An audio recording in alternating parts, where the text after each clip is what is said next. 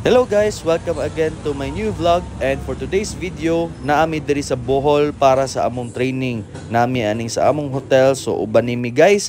Tara, let's go.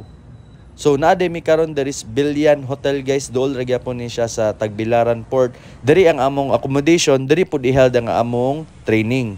Tsada kay purbuyag view, sunset diri dapita guys. Oh, karon para masulit among adlaw, nang lakaw mi guys, sakay mi ani ilang tricycle or ilahong murag tuk-tuk nila diri guys para maadto Miss Island City Mall nila.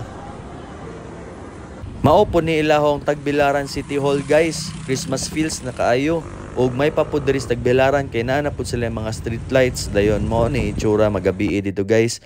Hasta po ning kanandala na padulong na unta nagpanglaw. And then next day mao ni breakfast namo and start na sa among nga training.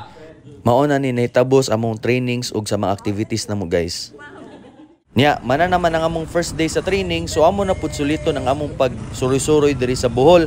Karon murag ilahon ning downtown sa Bohol, and then mamalit mi sa amo mga souvenir na lang pudaan sa ilang mga delicacies. So nihapit mi aning murag na ay shop pud diri para mamalit sa among mga palaliton para dili na mi magdali sa among last day, ug para di na pud mi mobalik ug anhi diri ini ka last day na ba, para enjoy na pud mi and makapahaway na mi before mo uli.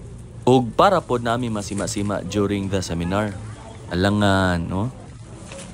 Going back to the hotel na pud mi guys, then mao nag ilang plaza og ang ilahong old nga provincial capital amo pud to nagian guys.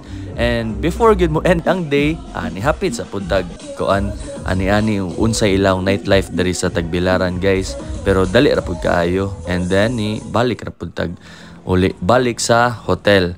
So, kani guys, nihapit po day ko aning ilahong Lightport Center kay para mo ani sa 7-Eleven kay nara ko'y gipalit ba mga essentials ra pod para magamit nako sa hotel. So, sneak peek lang gamay sa building, and then nikaon na lang pugog show may kay naa may gatinda diri sa kilid ba.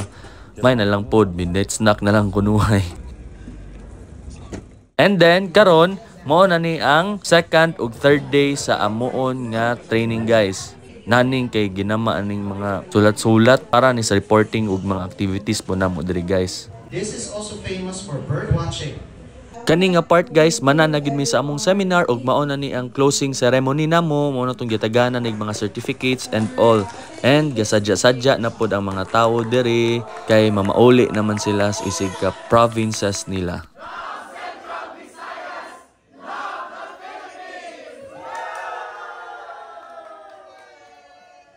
Mao din ni akong room guys during my stay diri sa Bilyan Hotel, and ni check out na mi and ready to go na.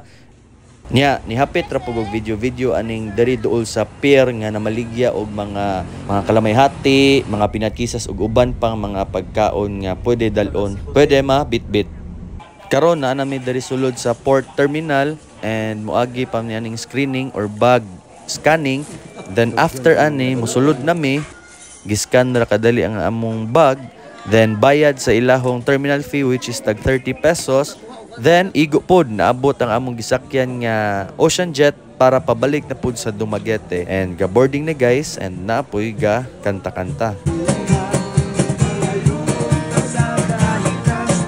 2 hours day ang biyahe ani guys. Alas 10 minigikan diri sa Tagbilaran and naabot sa Dumaguete mga 12 na sa mudto. Murag puno gyud mi aning panahon nga pabalik sa Dumaguete guys, kay Saturday man mi nga uli, plus kasakay pa pud namo tong mga ga field trip from Asian College or mga taga-aksat nga mga students. And then karon abot na gyud mi sa Dumaguete Port. Kusog biya kayo balod basta rainy season diri sa pantalan sa Dumaguete. And now we're back sa Dumaguete City. Diri ra ko kutob guys. Thank you for watching my video. Don't forget to like, share, and subscribe. Thank you. Bye-bye.